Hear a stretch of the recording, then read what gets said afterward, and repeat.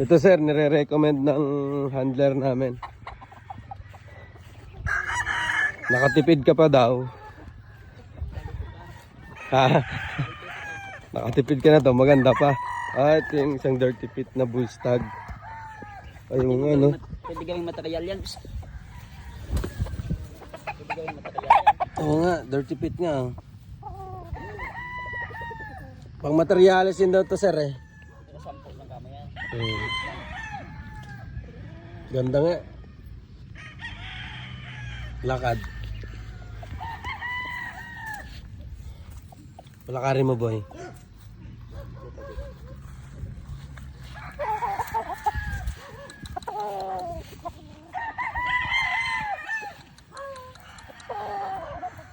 Matikra. Matikra yung lakad.